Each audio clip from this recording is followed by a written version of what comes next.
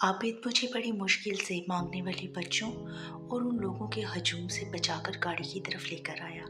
हम जल्दी से तकरीबन भागते हुए गाड़ी में बैठे और जल्दी से आबिद ने गाड़ी स्टार्ट की। मांगने वाले उन अजीब से बच्चों का हौल और वो लोग हमारी गाड़ी के तकरीबन दरवाजे पीटने लगे। हम फटाफट वहाँ से निकले। जैसे ही हम वहाँ से निकले, बिल्कुल मेरे ख्वाब की तरह आबिद के अब्बू की आबिद को कॉल आई और वो मुझसे मुतल्लिक पूछने लगे कि आया मुझे खैरियत से घर पहुंचा दिया गया है या नहीं। मैंने आबिद की तवज्जो करवाई कि ये तमाम वाक़यात और हालात बिल्कुल मेरे माजी के ख्वाब की तरह के हैं। आबिद को भी इस बात से इत्तफ़ाक था। उसे भी लगा कि हाँ, वाकई बहुत सारे वाक़यात और मामलात जो हैं ये मेरे ख्वाब में पहले ही मुझे आ चुके हैं। इस वाक़या के बाद हम लोग फिर अपनी अपनी ज़िंदगी में मसरूफ़ हो गए और तकरीबन इस वाक़ये को भूल ही गए। कुछ अरसे के बाद आबिद की शादी की डेट फिक्स हुई और फिर उसकी शादी की तैयारियों में हम लग गए। आबिद की शादी मेरी सिटी में ही हो रही थी, इसलिए मैं बहुत ज़्यादा एक्साइटेड थी।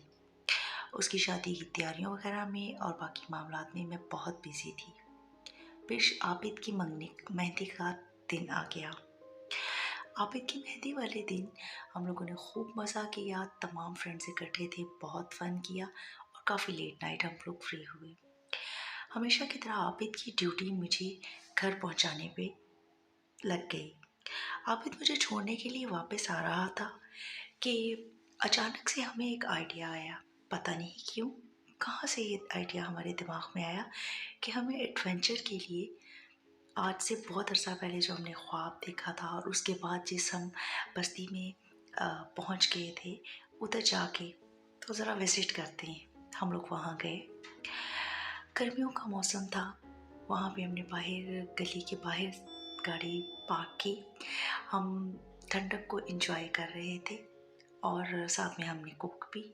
कोक ने हमें एक अजीब सा सुकून दिया और बिल्कुल मेरे ख्वाब की तरह जो माजी में मैंने देखे थे, हल्की सी मुझे ख़ुनूदगी सी आना शुरू हो गई और मैं तकरीबन नींद की वादी में जाने लग गई। मगर अब की हैरत की बात ये थी कि आबिद को भी नींद के झोंके आ रहे थे। गालिबन वो भी सो गया था। जैसे ही मैं सोई, मेरा ख्वाब शुरू हो गया।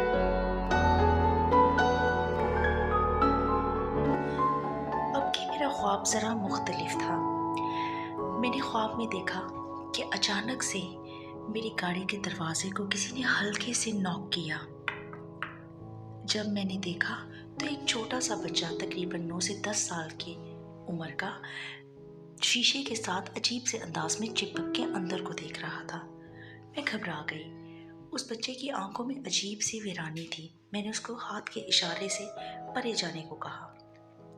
वो मुझे बच्चा अजीब से अंदाज से घूरते हुए पीछे की ओर चंद कदम लेके चला गया। उसके हाथ में एक मैला कुचैला सा रुमाल था।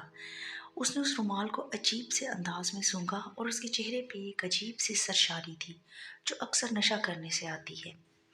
इसके बाद उसने मुझे हाथ से इशारा किया जैसे कह रहा हो कि आओ। पता नहीं उसके अंदाज में ऐसी क्या बात और ऐसा क्या जादू था कि मैं दरवाज़ा खोल के गाड़ी का उसके पीछे चलने लगी। मैं वो गली जो बस्ती की तरफ जाती थी उसको धीरे धीरे अबूर करती हुई बस्ती के अंदर दाखिल होने लगी, उस बच्चे को फॉलो करते हुए। जैसे ही मैं अंदर गई, अब की बार उस बस्ती का माहौल और भी ज़्यादा अजीब व गरीब था। वहाँ पे उस जैसे और कई बच्चे थे जो उसी तरह का रुमाल सूंघ रहे थे और मुझे अजीब निगाहों से घूर रहे थे और तकरीबन मेरे करीब करीब आ रहे थे, जैसे मुझे घेरने की कोशिश कर रहे हों।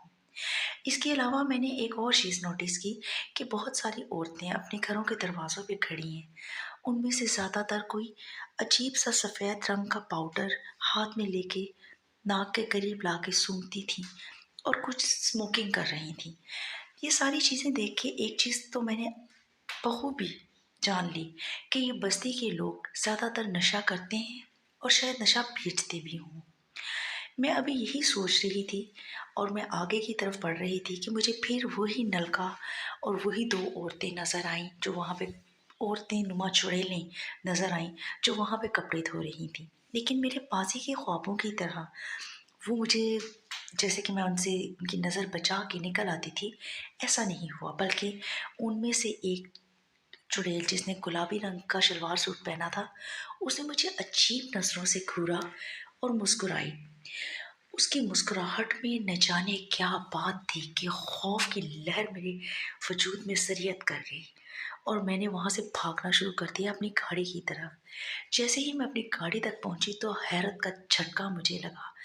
मैंने क्या देखा कि मैं गाड़ी के अंदर ऑलरेडी मौजूद हूँ, यानी कि मैं गाड़ी के बाहर भी थी और गाड़ी के अंदर भी सो रही थी।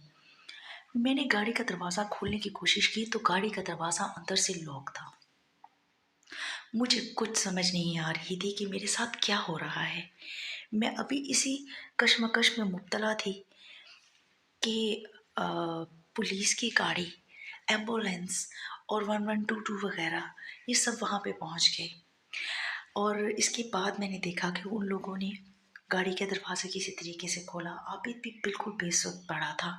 मैंने उसको बहुत आवाज़ें दी, उसको जगाने की कोशिश की, लेकिन बेसुध।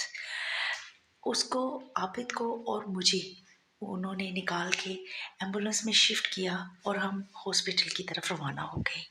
मैं हर लम्हा वहीं पे मौजूद थी, लेकिन ना तो कोई मुझे देख रहा था ना सुन रहा था। मैं बहुत परेशान थी, मुझे कुछ समझ नहीं आ रही थी कि एग्जैक्टली मेरे साथ हो क्या रहा है। हम हॉस्पिटल पहुंचे, डॉक्टरों ने हमारा मुआयना किया और उन्होंने बताया कि दरअसल ओवरडोज होने की वजह से ड्रग्स की हम दोनों कोमा में चले गए हैं। मज़ीद हैरत की बात यह है कि मैंने और आबिद ने कभी ज़िंदगी में ड्रग्स तो दूर की बात, सिगरेट को भी हाथ नहीं लगाया था। ये मेरे लिए बहुत हैरानकुन मामलात थे। मैं उधर ही भटकती चली जा रही थी। मेरा वजूद मेरे सामने बेसुध पड़ा था और मैं अब सामने खड़ी थी, मगर बेबस। हमारे घर वाले आए, दोस्त अहबाब आए। मैंने उन सब से बातचीत करने की कोशिश की, बुलाती रही, आवाज़ें देती रही, मगर किसी ने मेरी आवाज़ सुनी ही नहीं। बहुत सारे दिन मैं उसी हॉस्पिटल में यूं ही भटकती फिरी। उस कमरे में जहाँ पे मेरा वजूद बेसुध पड़ा था, मैं वहीं पे बैठी रहती। लोग आते जाते रहते और मुझे कुछ समझ ना आती। डॉक्टर्स ने कहा था कि ये भी हो सकता है कि हम बहुत जल्द होश में आ जाएं, और ये भी हो सकता है सालों तक हम इसी हालत में पड़े रहें। फिर तकरीबन 2 माह के बाद मुझे होश आया। मुझे जैसे ही होश आया, मुझे अपना बाहर का वजूद और अपना सोया हुआ वजूद एक साथ, मतलब यकजान होता मैं महसूस हुआ। अब मैं 2 जगहों में मौजूद नहीं थी, बल्कि एक ही जगह पे मौजूद थी। मैं सब बातें याद करके परेशान हो रही थी। मुझे सब कुछ याद था। ये दरअसल मुझे ऐसा लगता था कि मैं स्लीप में ट्रैप हो गई थी, नींद में ट्रैप हो गई थी। आबिद भी शायद इसी तरह अपनी नींद में ट्रैप हो गया था। हमने कभी कोई नशावर चीज़ इस्तेमाल नहीं की, लेकिन हमारे साथ ये क्या हुआ मुझे कुछ समझ नहीं आई। वो लोग कौन थे? वो बस्ती के लोग अजीब से क्यों थे? और मैं क्यों ऐसे ख्वाब देखती थी? हम लोग उधर गए क्यों?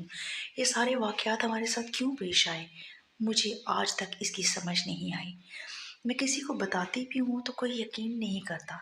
सब अजीब अंदाज में हमें पागल समझते हैं मुझे शायद। मुझे नहीं समझ आ रही कि मैं किस तरह से अपने जज़्बातों को और अपने एहसासात को बयान करूं। और आपको पता है, आबिद अभी भी कोमा में है। आबिद भी यकीनन नींद में ही ट्रैप हुआ है। लेकिन अगर वो नींद में ट्रैप हुआ है, तो जब मैं नींद में ट्रैप थी और बाहर अपने आप को महसूस कर रही थी, तो मुझे वो क्यों नज़र नहीं आया? आप बताएं, आपको क्या लगता है?